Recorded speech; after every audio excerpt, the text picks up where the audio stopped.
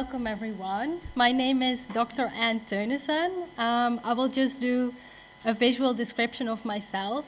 So I'm a short white woman with brown hair and a turtleneck that is striped with black and brown lines. I'm a researcher at the Inclusion Initiative here at the London School of Economics.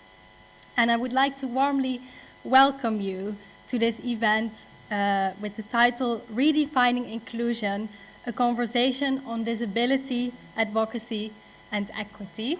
Welcome everyone. Thank you all for being here today. Apologies for the last-minute change of venue. The building in which we would originally hold the event had to close due to an electrical issue. This event is organized by the Inclusion Initiative, which is a research group at the LSE that aims to advance our understanding of the factors that enhance inclusion at work. In this event, we will first have a panel discussion with our invited speakers, followed by a Q&A in which you can ask your questions. Please save them for that part of the event. For any other issues during the panel discussion, please raise your hand or signal to my colleague Sasha or Teresa over there, and she will come to you. Please also note that this event is being recorded. Now I would like to welcome and introduce our speakers.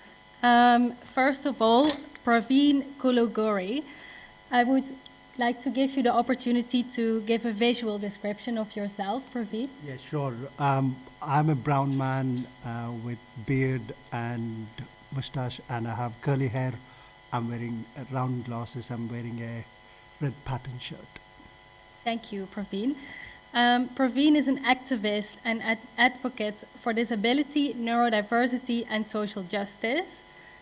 He is a product marketing expert and sits on the Equality and Opportunity Advisory Committee of Prospect Union. He is the outgoing co-chair of Able2, BT's Disability Employee Resource Group. Praveen works with institutions and organizations to foster more inclusive and accessible working environments.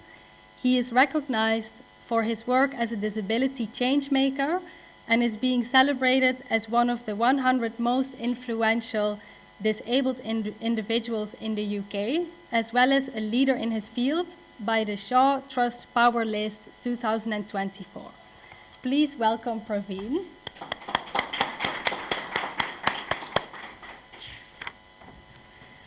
I would also like to welcome Kate Nash, OBE. Kate, could you please give a visual description of yourself? Thank you, Anne. I'm a white woman with auburn hair and grey flecks, and I'm today wearing a grey jacket with a white shirt and a purple necklace, obviously. Thank you, Kate. Kate is founder of Purple Space, the world's only global network of disability employee resource groups, a community of more than 5,000 leaders across more than 175 brands that collectively employ 1.5 million employees with a disability. Purple Space was created following the publication of Secrets and Big News, which she wrote in 2014.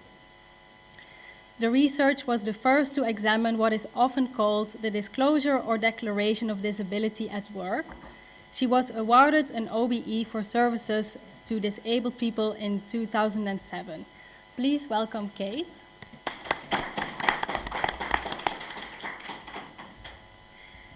I would also love to welcome Tiffany Yu. Tiffany, could you please provide a visual description of yourself? Sure. Hi, everyone. My name is Tiffany Yu. My pronouns are she, her, and I'm a Taiwanese-American woman with short black hair wearing a blue jumpsuit. Thank you, Tiffany. Tiffany is the CEO and founder of Diversability, a 3-time TEDx speaker, and the author of the Anti-Ableist Manifesto, How to Build a Disability-Inclusive World. She started her career at Goldman Sachs before becoming a speaker and writer on disability.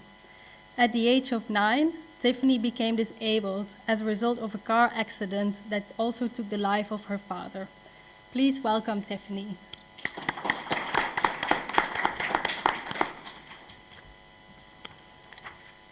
Okay, now I would like to proceed to the panel discussion. 15% of people worldwide identify as disabled. This makes the disability community the largest minority group. Unlike some other identity characteristics, anyone can become part of the disabled community at any time in their life, yet disability remains largely ignored and misunderstood by non-disabled people. Tiffany, the title of your book is the Anti-Ableist Manifesto, and you write about anti-ableism as a practice that is rooted in action. Can you elaborate on what anti-ableism means and what non-disabled individuals can do to better understand and include disabled people? I feel like my answer to all of the questions is going to be actually, everyone here gets a free copy of my book today. Oh, wow, everyone's so excited. So before we talk about anti-ableism, I think it's important that we talk about what ableism is.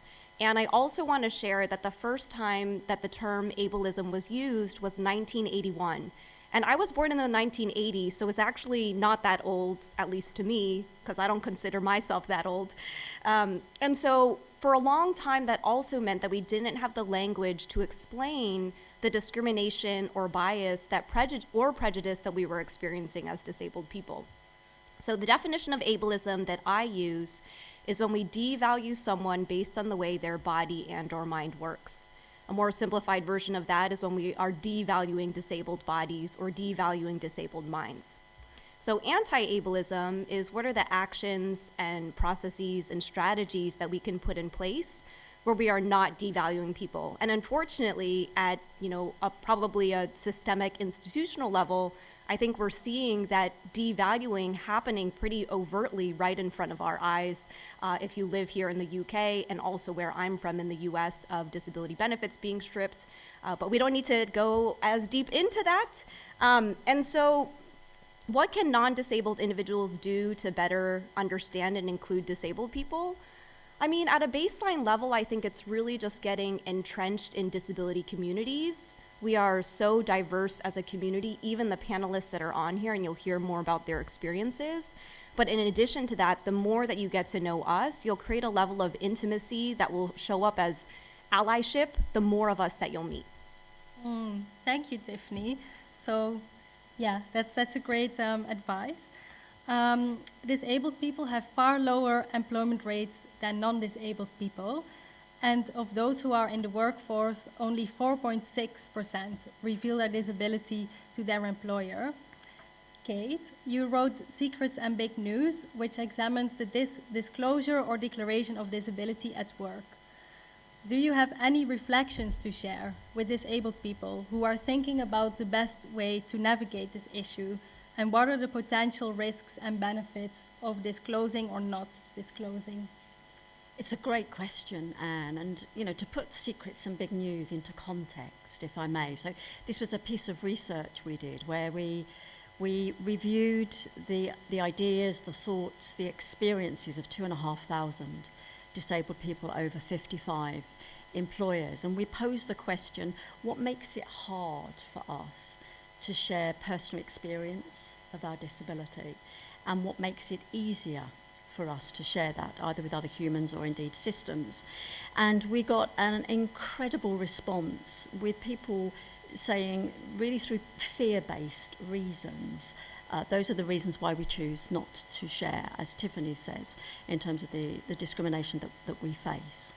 In terms of reflections, so a few thoughts. One of the things that came out of that work was how much we dislike the terms declaration and disclosure. So, and the reason why the book was called Secrets and Big News was a really play on words, because if you use a description of an experience to share personal information as disclosure, you're suggesting that that's a secret, to be told. And if you use the language of declaration, then we're suggesting that there is a big piece of news. And for the majority of us in the room and our loved ones and our friendship circles and our colleagues, the majority of people with lived experience of disability, those two semantics just don't work. Yeah.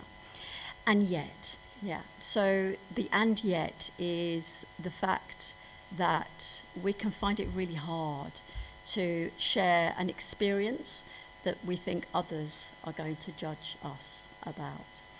And ultimately, to your question, Anne, this is personal choice.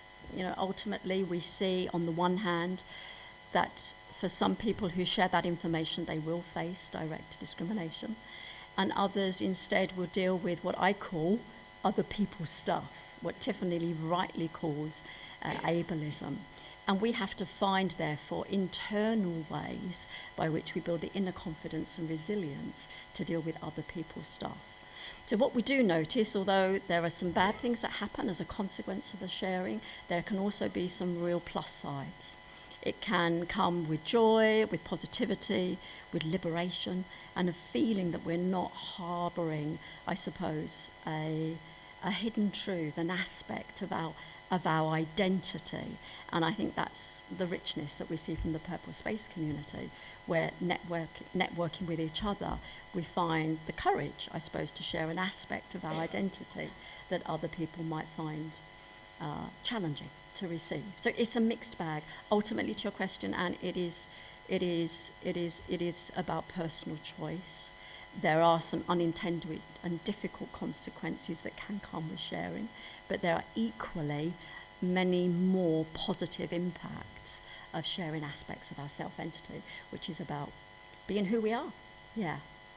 Yeah, thank you, Kate, for sharing that very insightful and balanced answer. Tiffany, how can managers strike the right balance between providing sufficient support and ensuring that their well-intended efforts don't inadvertently have a negative impact on the disabled individual? Yeah, this is a tricky question. So first I'll just start out with a stat, which is that 76 to 80% of disabled employees don't feel or are not transparent about their disabilities at work. This is from an Accenture report a couple of years ago. And so essentially what that means is that 4 out of 5 disabled people in the workplace don't feel like they have a level of psychological safety to essentially ask for what they need. The research from Accenture highlights 10 ways that we can create more psychological safety. And number 1 is creating a culture of accessibility. And number 2 is providing accommodations. And you can dive into the research, and I do mention some of them in the book as well, around the power of disability employee resource groups, having robust mental well-being policies, continuous training, et cetera, et cetera. But I guess what I'll share is that it's okay. We need to make it okay that we're going to get things wrong, right? And part of creating that psychological safety is having an open dialogue with your manager to be able to feel comfortable to say, hey, you made this assumption about the work I can or can't do. Let's reimagine or co-create a different way that I can do it, right? And I love that this question kind of tied in with what Kate said around the benefits and risks of disclosing your disability, because wouldn't it be great if you could just enter a workspace and not have to encounter any friction around how you needed to get your work done, and nobody thought it was weird that you needed noise-canceling headphones, and you didn't have to deal with the social attitudes of people, of you doing your work a different way, even though it doesn't really matter to anyone else. So I think it's, I don't know if there's a right balance. I think we just have to acknowledge that the disability community is so diverse that we're not going to get things right all the time. Like, even in this room, I feel like the shade of this light might be a little harsh for some people who have certain types of disabilities, versus being in a very low-lit situation might not be helpful for people who have hearing-related disabilities who need to be able to see people's lips, right? So again, on a case-by-case basis, how can we work with our disabled employees and have that level of comfort between the manager and the employee so that, like, we can work in an environment where we're doing our best work? And I guess I'll also share that if you don't want to stay here for an hour or watch the recording, I have a 5-minute TED Talk called How to Help Employees with Disabilities Thrive. And if you don't want to spend 5 minutes to talk about that, the 3 takeaways from it are: number 1, stop making assumptions about what you think we can or can't do. Number 2 is rethink accommodations. They're not special treatment. They're really just there for us to do our job. We just may do it in a different way. And number 3 is embrace flexibility.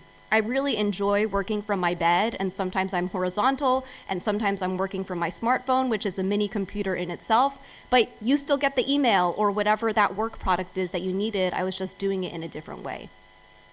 Thank you, Tiffany. That's great to have these very concrete actions. So while there are many allies who want to actively combat ableism, the political landscape in various countries is currently characterized by a backlash against diversity and inclusion. Praveen, you are a disability activist and change maker. What are your observations on changes in backlash towards disability and neurodiversity initiatives in the UK context over the past few years? Yeah, so that is a big question. So thank you for having me, first of all, and thank you, Sasha, for arranging everything as well, because I know there has been some challenges in finding the room, and I forgot to tell my pronouns. My pronouns are he and him. So yeah, I think before I get to that question, I have to say, I'm surrounded by 2 people who have written the best books about disability. So Kate's book called Positively Purple is great, and I think Tiffany's book is the best book on disability I've read, and I was telling Tiffany, saying that actually I don't feel that there needs to be another book in the current context, because it covers everything, even though it's in US based. So congratulations, Tiffany. So I'm very pleased to be sharing this platform with you. So yeah, so coming back to the question, right? So I think I think this talk is about workplace, but I'm going to get political here in a way, because there's no way we can talk about what is happening to disabled people in the current environment without talking about the politics involved. So yeah, so there is backlash, particularly in the UK, around disability, and it is enabled by the government decisions, and these are political decisions that a party that is supposed to represent workers is making. And I think if you want to place it in the scenario of the wider society, I think as a society we have a problem in a way where our worth and dignity is based on the productivity we are adding to the system, and that is capitalism that is driving this. But what we have seen in the last couple of years is extreme forms of neoliberalism, which have made life very difficult for individuals who are vulnerable, particularly the disabled people. This is a part of the wider trend where consecutive governments have now tried to not address the issues that are impacting the society by actually making decisions which make financial sense, but are going for the people who they feel are ripe for targeting. So first they came for the migrants, and every news channel you have seen about, you would have thought that this island is being flooded by people attacking it, and they were creating a crisis out of nothing in a way, even though, like, if you look at the numbers, the actual numbers, the number of migrants that UK gets is very minimal, and most of them come in legal routes. So I think now the focus has now moved to disabled people, and I think disposable incomes in the UK are £400 less in 2025 than they were in 2020. The economy grew. UK is not in a recession, and if you try and then realize why is there this difference between how people are finding money in their pockets and where is this growth, you have to look at the rich people in a way. So in the UK last year alone, the billionaires increased their wealth by £35 million a day, And I think I've read some stat which says that it is enough to cover the city of Manchester in £10 notes over 1.5 times over. And it's not just a recent one. In between 1990 and 2022, billionaires grew their wealth by 1,000% to 600 billion. So the government is looking at the wrong targets to make their savings. And yes, there are a lot of people who are receiving benefits, and it is not because of the reasons which they say is that they are frauding the system, but it is because the workplaces are inaccessible.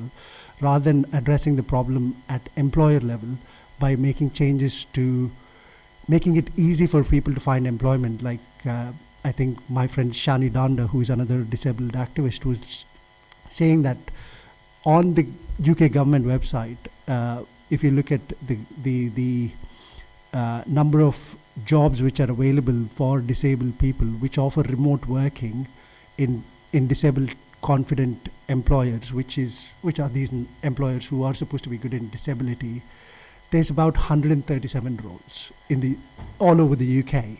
So the problem is not with disabled seeking benefits. There's problems is that there is not sustainable employment that keeps people in roles. And I think that kind of is a summary of why we find ourselves in this situation. And I think the situation is going to be hard for disabled people, but I think that's why there is a protest tomorrow at 11 o'clock outside 10 Downing Street, which is organized by disabled people against cuts. I would recommend people to join and support and share about it, because what is happening is not right. And I think there are ways you can join virtually as well. So because that's what disabled people do, make everything accessible. Thank you, Praveen. I now also, because we will soon proceed to the Q&A so that everyone in the audience can ask their questions. But the last question I want to ask for all panelists is, one of the key challenges of diversity and inclusion is dealing with intersectional inequality access. Do you have any best practice to share when it comes to addressing intersectional structures of disadvantage in the workplace and beyond? Who of you would like to start? Tiffany? Sure. So I always like starting with definitions, because one of the things I have found is that sometimes in some of these social justice spaces, we'll use language that people don't understand, and oftentimes that makes people who could have joined us decide to opt out because, but intersectionality is this term that was coined in 1989 by Kimberly Crenshaw to explain the ways that we experience compounded and unique oppression based on different aspects of our identity. So one example of that could be, I'm a disabled Asian woman. COVID was actually a great example where there was a lot of anti-Asian racism targeted toward people of East Asian descent around the origins of where COVID was from. And at the same time, as a disabled person, there was something called hospital triage, which meant that in the case of a hospital not having enough beds, if your symptoms from COVID were severe, doctors could decide how your quality of life was and determine whether or not you got access to a bed. And as a disabled person, on paper, I am viewed as having a lower quality of life simply because I exist as a disabled person. But to bring that back into the workplace, I think it's, do you have any best practices to share when it comes to addressing intersectional structures? I think I don't know, I feel like I don't have a good answer to that question, because we don't, maybe I'll just say, listen first and get curious, and create that space and acknowledge that we can't compartmentalize our identities.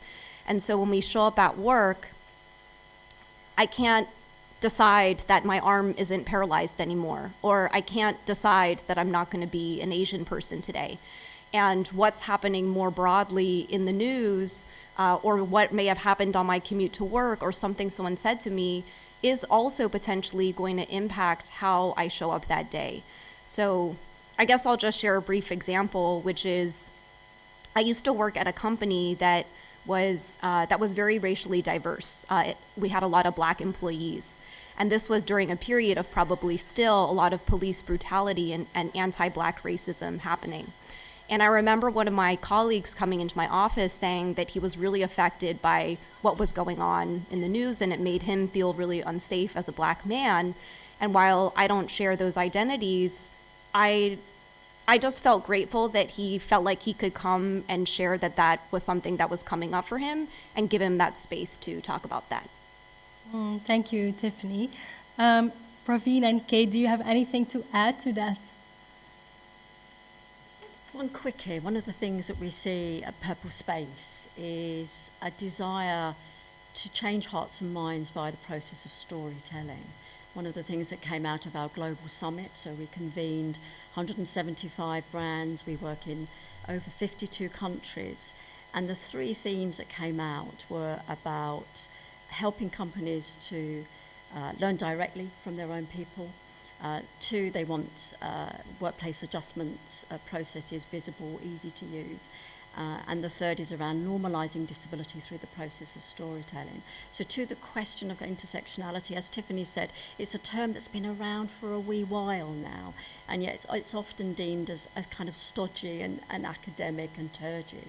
So the best practice that we see is when employee resource groups use real life experiences, not just to explain the challenges that come with double disadvantage, dare I say it, but also the opportunities that come with that, and to share stories that make it easier for the audience to think, to feel, and to do things differently. So practical, those are the really good case studies, is when we can offer practical examples of things to do differently as a consequence of intersectionality.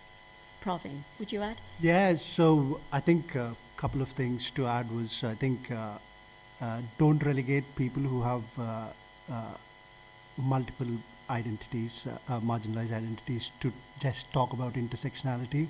I think we should be talking about the main topics as well. So I really love how Tiffany is talking about disability, not Asian experience of disability, because that's usually the things we are relegated to if you have marginalized identity, saying that, oh, you need to talk about brown neurodivergent experience, not just neurodiversity in a way. So I think that should be considered. And the second thing is, I think we have to consider issues on its own, like and see where when these decisions are being made, does the room actually feel like it is reflective of the people who we are making these decisions about? If not, why are these people not in? And it's not just saying that, oh, this is open for everyone, anyone can join, but because historically these places have not been welcoming for us. So we have to you have to seek those people when you feel like when these decisions are being made, it's not reflective, then you have to go to where they are and invite them, saying things like, we really value your input on this, and we feel like our research or the piece of work we are doing is not enough, is not richer now without experience like people like yours. That would be the way I would say people should approach issues, then that in a way that is conscious of intersectionality, that would be available in a way. Yeah, thanks, Praveen. That feedback is well noted. Okay, now we can continue to the Q&A. So if you have a question, please signal to my colleague, Teresa, that you have a question, and she will come to you. Thank you, panel. Really interesting discussion. So my name's Janet Morgan. I have been a neurodiversity coach for about 20 years now. And my question is really linked to the last discussion around intersectionality. And if I tell you the title of the book that I've just written, which is called Young, Gifted, Dyslexic and Black, you will detect from that, Praveen, that I'm going to disagree with what you just said. But maybe we agree. And I guess it's this point that we don't want to talk about Asian neurodiversity or Black neurodiversity. The whole point of Kimberly Crenshaw introducing this term intersectionality was that, and it was race and gender, as I'm sure you know the panel will know, it was that African American women were slipping through the gap. So any gains that were being made by African American men were not being gained by women, and any gains that were made by white women were not being made by African American women. And so when we talk about intersectionality when it comes to neurodiversity, I would say that you have to amplify a lot of those experiences. If I can just coin a little section from a poem I wrote, if so many things can hold you back for nothing more than being black, who would want another label that says to some you're not able? So that hidden, visible difference, intersection, is significant. And if we want practical strategies, people need to be able to have those conversations in a brave way, in a psychologically safe way, but to talk about those experiences. So your colleague that you spoke about, being an African American male, knows that judgments are going to be made about him when they just see him. And if there is an invisible hidden difference on top of that, then it gets compounded. So I think if we're going to have practical strategies, we need resources, we need spaces, and we need conversations where people can talk about this and not fall apart. Just wondering what your thoughts are about that.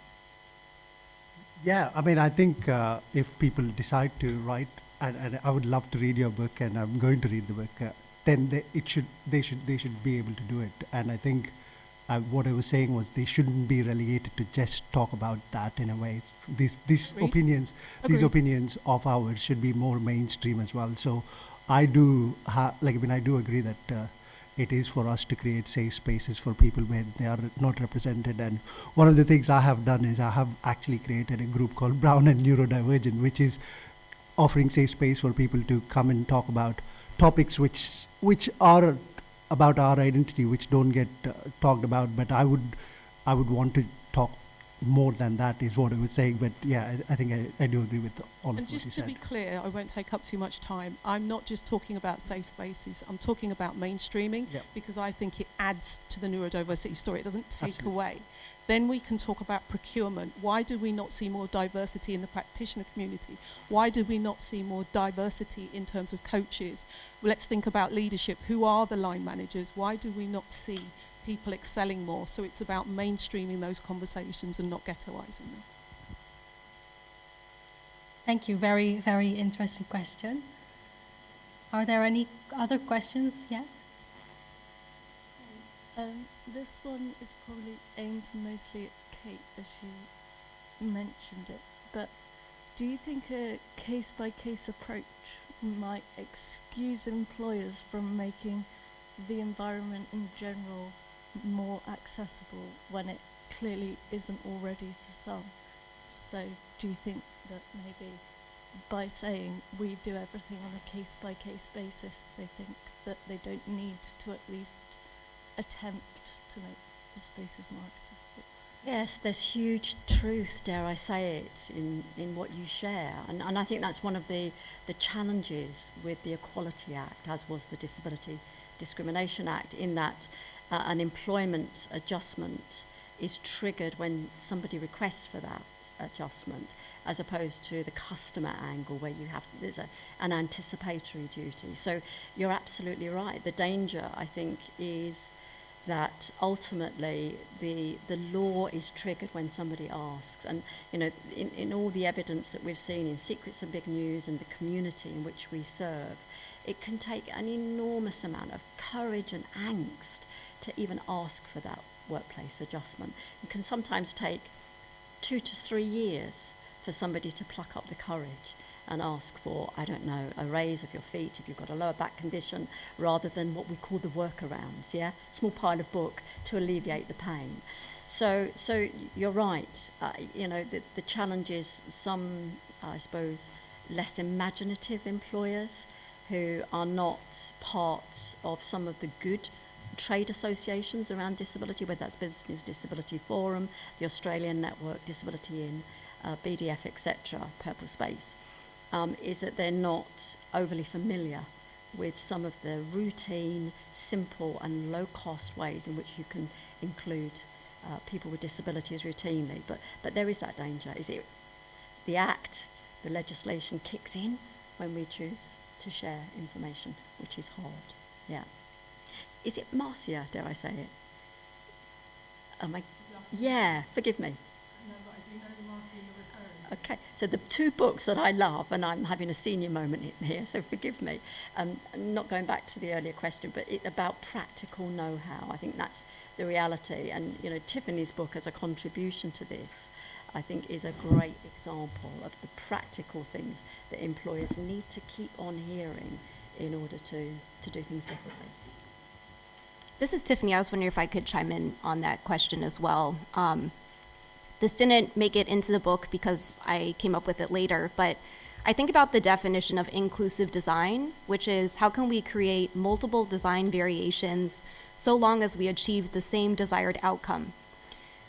Then my aha moment was that accommodations are a type of inclusive design. It's just saying the desired outcome is doing your work, right? And so again, I don't know, and maybe I'm too idealistic. I see it as a partnership to say, you want to do your best work. There are just different ways that I need to do that. And so let's work together to figure out how we can make that done. And while my book comes from a US perspective, there is data out there that shares that the majority of accommodations, 56% of them cost $0 to implement. It could be shifting a work schedule. It could be, turning on the captions during a Zoom meeting. There are so many different ways, and the resource that I shared is called the Job Accommodation Network, but it provides a lot of different options for accommodations that are available in case studies. Okay, any other questions from the audience? Thank you so much. We're talking about workplace and inclusion, etc. This is a little bit of a different question.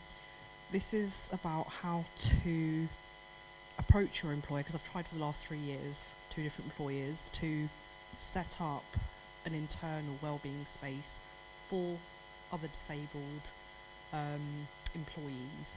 So to have like a forum so that we can discuss best practices and also help the employer be inclusive. Where you get pushback, and I'm quite, I don't want to say influential, but I know my strengths and weaknesses. I know how to kind of propose good ideas, but when you're met with pushback, how do you strengthen your proposal? I guess that's what I kind of need some help with. So any hints and tips and tricks around that particular piece, that would be really helpful. Sure, I can try and answer that. I used to run the employee resource group at BT, and you're not talking about employee resource group. You're talking about something about well-being. Oh. Okay. Yeah.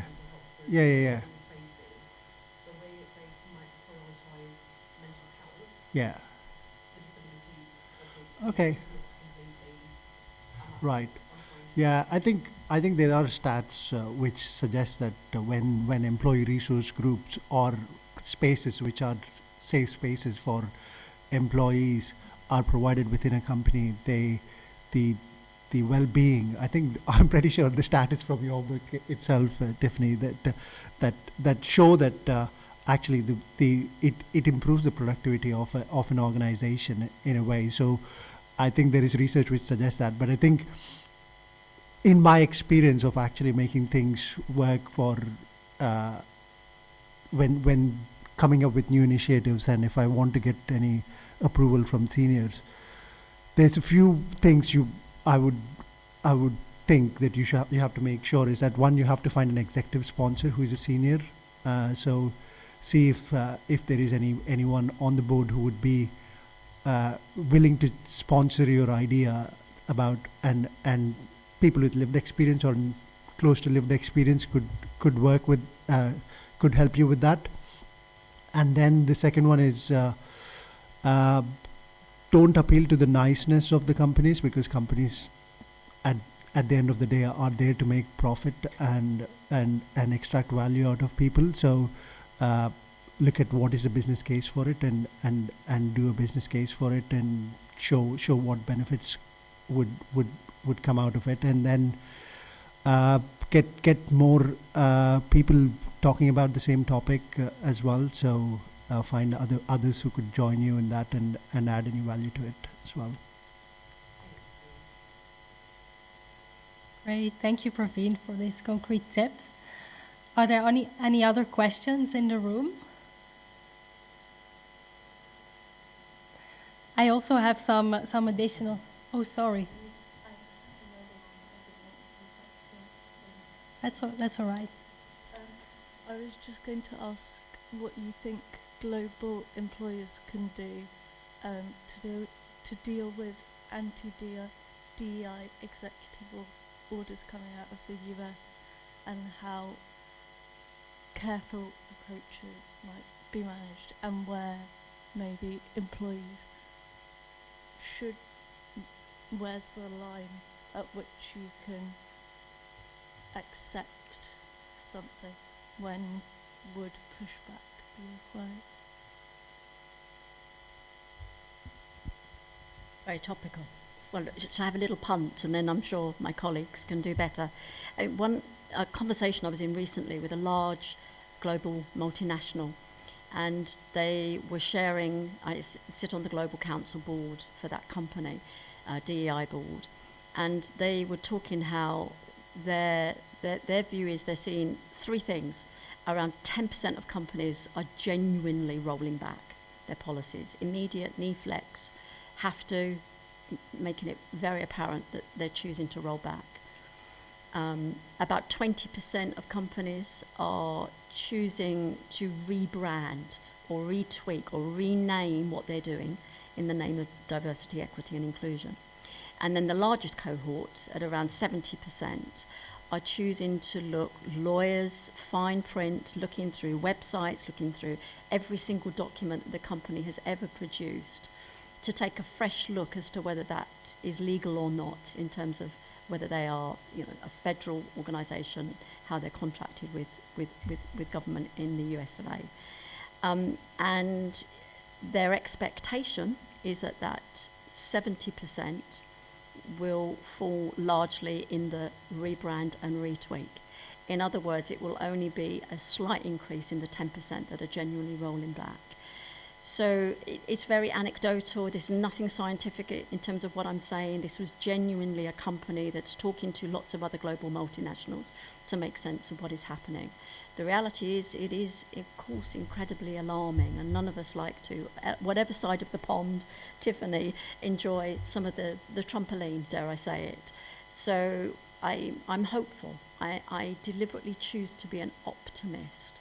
And from the companies that I have worked with, notwithstanding, of course, all companies will from time to time get things wrong, they are genuinely, with very deliberate intent, looking to see what they can do to preserve, to protect and promote the best features of diversity, equity and inclusion. This is Tiffany. I'll chime in on this too. I mean, look at the cover of my book. It looks like it's on fire, and it has really bold letters that says the Anti-Ableist Manifesto. So I'll say something that might be a little provocative, but someone else actually said it to me. And this was actually during the height of anti-Asian racism. I became really scared about posting anything online. And one of the things she said to me is, don't let people bully you into becoming someone you're not.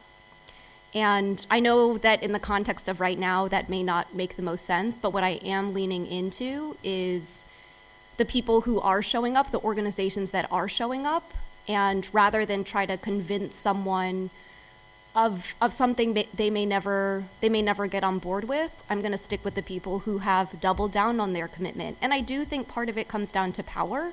One of my former employers is a very large investment bank, actually, and there were two on the list, two investment banks I saw on the list who doubled down on their commitment. I don't think it's mutually exclusive with getting great talent.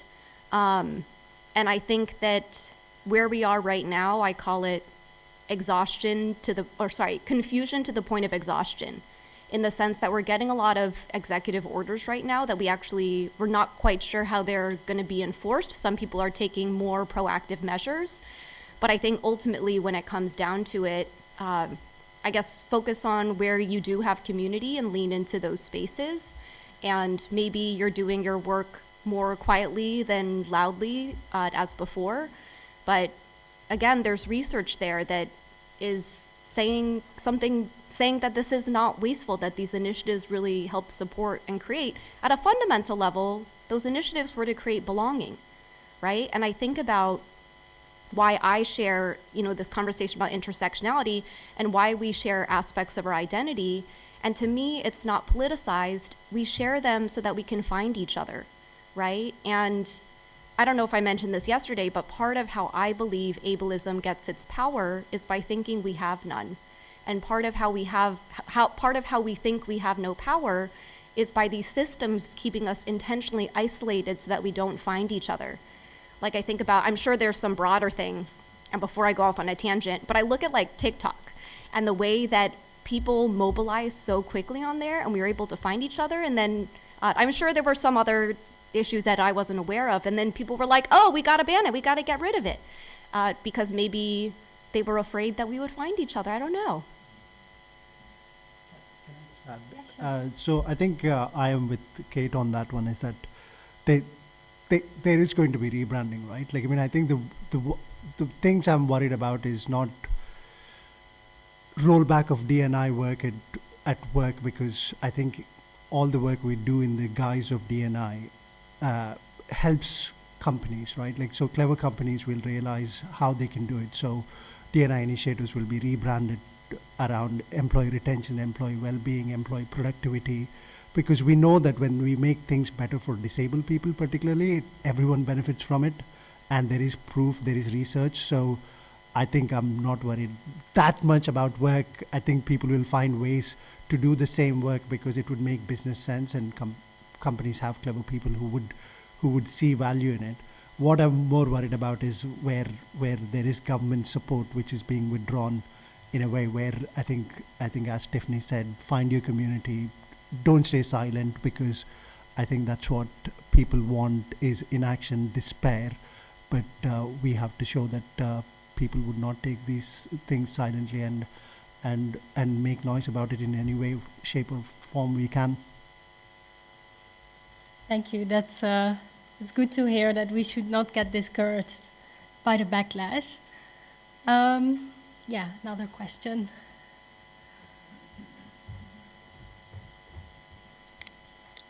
Hi, my name is Mimuna. I work for the Stepstone Group, and I guess I come with 2 hats and maybe 2 layers in that question. So I work on accessibility from a product and technology perspective. I'm a team of 1 of 1. I'm trying to influence as much as I can the business and making sure our products are more inclusive. I also founded our employee network group, our employee network on accessibility, and trying to again build that culture of accessibility across the company. We've been making really good steps forward. I'm very aware and conscious of all the efforts it took us to get there, and whatever that is, because I'm not quite sure how we can really measure how far we've come. But one of the things I've noticed over the last couple of years is the over-reliance on the same individuals to keep pushing, keep driving those activities, keep the faith, and keep going with all of that.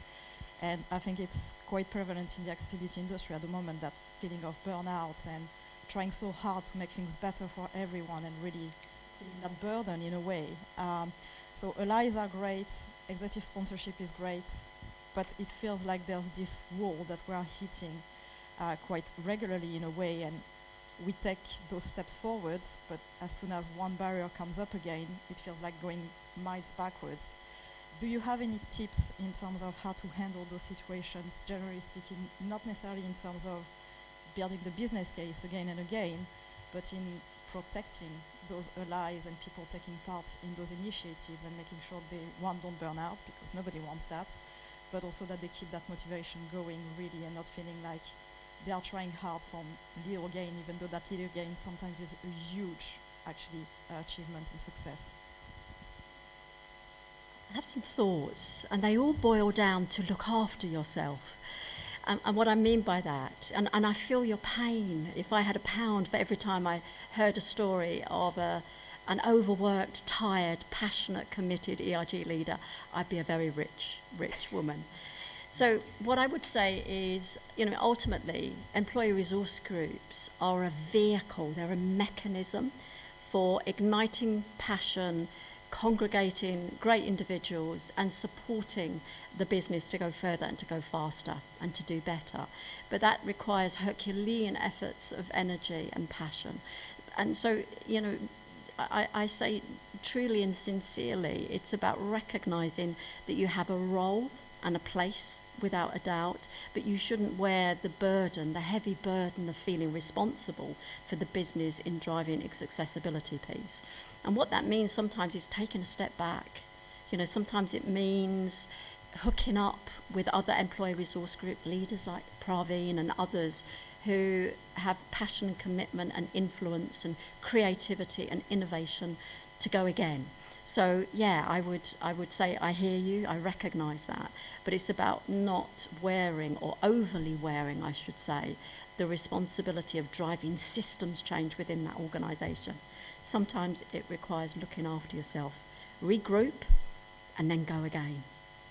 And good luck. Yeah, your passion comes through. This is Tiffany. I'll also say we need you, and a big part of that is your sustainability. And I agree with Kate, it's not all on you, right? And I actually think you'd be surprised that if you need to take a break, you may be surprised who steps in to come and help support you. And that's something that I've had to learn myself, because I can open up the BBC, I'll make it regionally relevant, and be really overwhelmed by what I see, and then I'll say, oh, I need to fix this, and I need to write this letter, and I need to call this person. But I also have to trust that you are part of a broader community and a movement that is trying to move all of this work forward alongside you. So I would also say, if you haven't been introduced to Purple Space, definitely get plugged in with that community. They may share more resources as well, so that it doesn't feel like you're recreating the wheel all the time too. Okay, I think we're coming towards the end of this event. I will still give a last opportunity to ask any urgent questions from the audience, if there are any.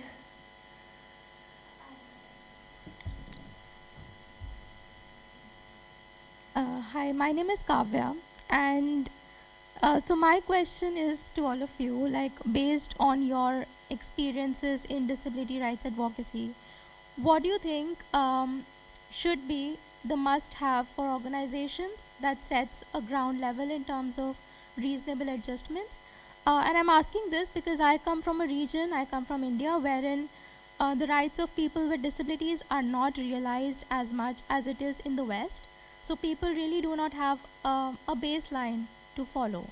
So what, according to you, should be something in terms of reasonable adjustments or policies or anything that an organization must have, and the other accommodations could then follow? Thank you. I guess I have two answers to this. So one is a question that I introduce in the book, which is, do you have what you need to fully participate? At a baseline level, I guess that question distills down to three sub-questions, which is, does the environment have step-free access so that people can participate? If someone who is blind encounters this space, do they have a way that they can participate? And if you are deaf, and this is very simplified, and if you're deaf, do you have a way that you can participate? One of the things I think about, and I don't know if I included this example in the book, but when I started my career, every single new hire was given an ergonomic assessment of our workstation, which meant an ergonomic specialist came to my desk, and I'm petite, so I got a footstool, so my feet aren't hanging off the chair. A lot of my colleagues, we all got keyboard wrist pads for our keyboards. I got a second monitor, I got a left-handed mouse, and then the ergonomic specialist asked me, could you benefit from speech-to-text technology? Could we get you a headset so that you can use speech-to-text so that you don't have to put so much strain on your non-injured arm? And I guess in addition to the do you have what you need to fully participate, wouldn't it it be great if we all had an ergonomic assessment done of our workstations? Like, so that all meant that we could just do our best work, right? So I guess those are the two answers, which is like, I can look at one of my workplaces, which said our norm, our standard is that we're all gonna make sure that you can sit in this chair for as long as you need to do your work to get it done. And at the same time, that question, do you have what you need to fully participate, really thinks about what are the friction points that someone has who has different types of disabilities when they engage with this space. Other thought I have is to look out for a new publication that's come out. It's a free complimentary publication called Everybody Wins a Balloon. And so punch it into Google. I think it's published, is it under the name of Susan Scott Parker International Business Disability Forum? No, Business Disability International, and sponsored by Microlink. But it's a free publication, and it gives some really good parameters about what makes a quality workplace adjustment process. So it's worth a look. Yeah, Everybody Wins a Balloon. And I think in my experience, sorry, this is Praveen, the way we have worked is like, because our company has 2 locations in the UK and in India, so I think global companies, when they have global presence, in a way where I think employees can work together across locations and share that the things that are implemented here should be implemented in India. So when we were launching a new policy here, we were like saying, like, work with the company and challenge them to say that this should be implemented in India too. So I think as Tiffany was saying, is that most of the conversations around reasonable adjustments are not around reasonable adjustments. It is more about what is it you need from me to do your job well. And I think that is good management practice, and I think that should be the base minimum in a way. Okay, thank you all for sharing these super insightful experiences, tips, recommended readings. Yeah, I thought it was great. Thank you for the audience for coming here to attend, and for those who are taking a look or listening to the recording later on. Thank you for doing that. I would like to also thank, of course, our speakers, Tiffany Yu, Praveen Kolluguri, and Kate Nash.